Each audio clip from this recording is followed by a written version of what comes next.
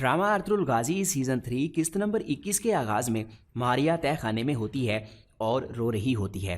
फिर सिमोन वहां आ जाता है। मारिया के आंसू पूछकर कहता है, तुरगत के बारे में जो अल्फाज मैंने कहे थे वो नहीं कहने चाहिए थे, मुझे माफ़ कर दो। तुमने उसके लिए बहुत कुछ किया, वरना वो मर चुका होता। मारिया रोते हुए कहती है, काश कि मैंने उसे मरने दिया होता। सिमोन कहता है, वो मरेगा, ये मेरा तुमसे वादा है और तुम खुद उसे मारोगी, लेकिन पहले वो अर्तुगरुल को कत्ल करेगा। दूसरी तरफ तुरगत रात को कबीले पहुंच जाता है। उसके हाथ में वो खत होता है जिसमें मारिया ने जहर डाला होता है। इतने में अब्दुर्रहमान उसके पास पहुंच जाता है।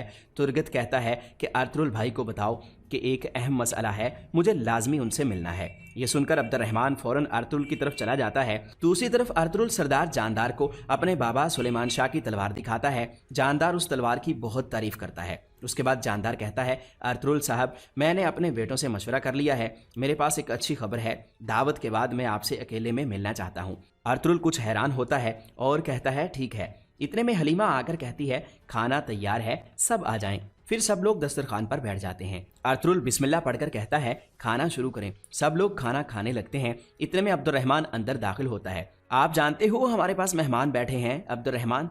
अब्दुर्रहमान कहता है, मैं आपको तंग नहीं करना चाहता था, लेकिन सरदार ये बहुत ज़रूरी है। फिर अर्तुगरुल जानदार से माजरत करके खैमे से बाहर निकल जाता है और तुरगत के पास पहुंचता है। गले मिलने के बाद अर्तुगरुल को तुरगत बताता है कि यह खत सिमोन की तरफ से सुल्तान के महल में मौजूद जसूस को लिखा गया है। फिर तुरगत वो खत अर्तुगरुल के हवाले कर देता है। अर्तुगरुल कहता है, तुरगत शाबाश, मालूमात ताकत होती है, हम दावत के बाद सिमोन के महल पर हमला करने वाले हैं। तुरगत खुश होकर कहता है, मुझे इजाज़त दें, मुझे वापस जाना होगा।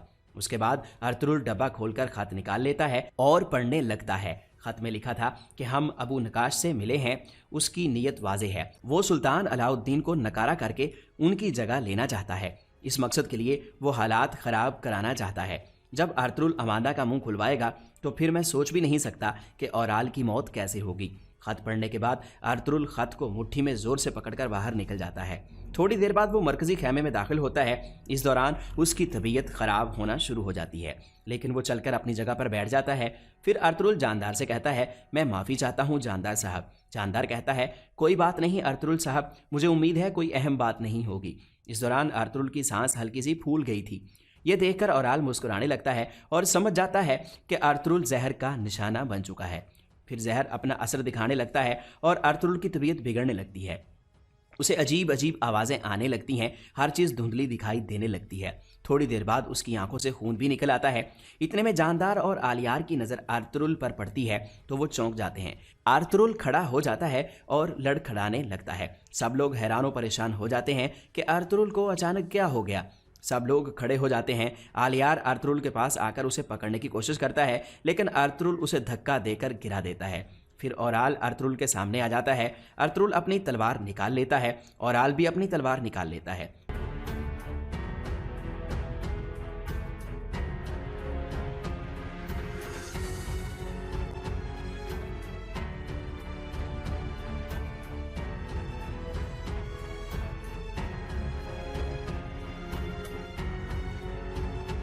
फिर अर्तुगरुल सरदार जानदार पर हमला कर देता है और तलवार हवा में बुलंद करता ही है कि इतने में उसे इब्नुल अरबी की आवाज़ सुनाई देती है और वो झटके से रुक जाता है और नीचे गिर जाता है। इतने में हाइमा खातून उससे तलवार लेकर एक तरफ फेंक देती हैं। फिर दोबारा जहर अपना असर दिखाता है और अर्तुगरुल दोबारा खड़ा हो जाता है और जो भी उसके सामने आता है उसे उठाकर फेंक देता है। फिर दोबारा उसे इब्नुल अरबी की आवाज़ सुनाई देती है।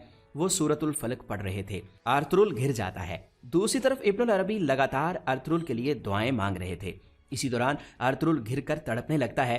अर्तुगरुल के घर वाले रोने लगते हैं। फिर हकीम आर्तुक और दरवेश इसहाक वहां पहुंचते हैं। अर्तुगरुल का सांस रुक रहा था। फिर हकीम आर्तुक अर्तुगरुल के मुंह में एक चम्मच रख देता है ताकि सांस लेने में आसानी हो। इतने में जानदार कहता है कि तुकतमिश ने भी बिल्कुल ऐसा ही किया था। ये सुनकर हकीम आर्तुक चौंक जाता है और कहता है, ये जहर का असर है, इनको अंदर लेकर जाना होगा। फिर वो फौरन अर्तुगरुल को उठाकर अंदर ले जाते हैं।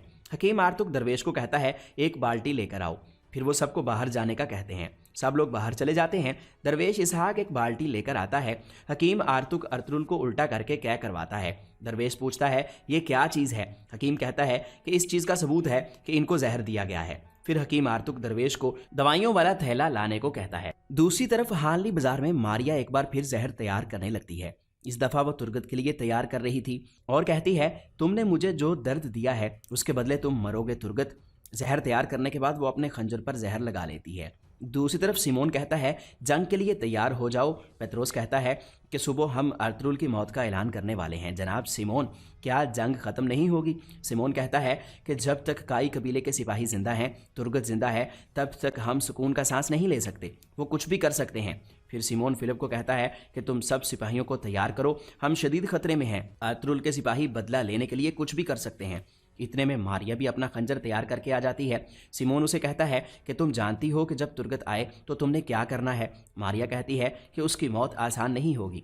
दूसरी तरफ काई कबीले के मरकजी खैमे के बाहर लोग जमा होने लगते हैं। दुंदार खैमे से बाहर आता है। इतने में दुआन और बामसी भी कुछ दूसरे सिपाहियों के साथ वहां आ जाते हैं। वो अर्तुरुल के बारे में पूछते हैं। दुंदार कहता है कि वो मौत से लड़ रहे हैं। फिर दुंदार अब्दुर्रहमान का गिरेबान पकड़कर पूछता है, आखिरी दफा अर्तुरुल भाई से कौन मिला था?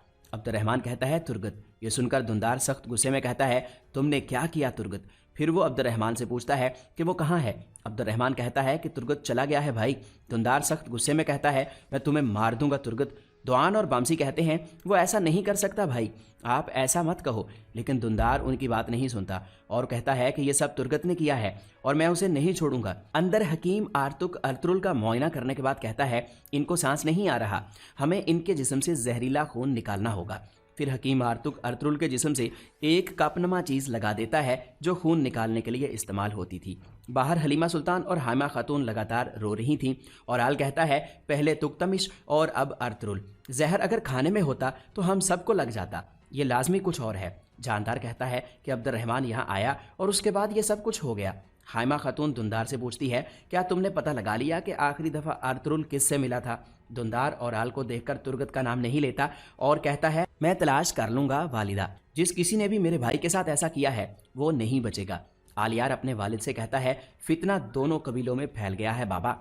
इतने में मरकजी खैमे के बाहर कबीले के लोग बड़ी तादाद में जमा हो जाते हैं और वो अर्तुरुल के बारे में पूछने लगते हैं। अंदर हकीम आर्तुक अर्तुरुल के जिस्म से जहरीला खून निकालने में मसरूफ था। फिर वो कप उतारता है तो काफ़ी खून बाहर निकल आता है। फिर वो कपड़े की मदद से साफ करता है। फिर वो दोनों अर्तुरुल की सेहतयाबी के लिए दुआ करते हैं। इतने में अर्तुरुल का बेटा गुंदूज अंदर आ जाता है और अर्तुरुल का हाथ पकड़कर कहता है, बाबा का जिस्म ठंडा है।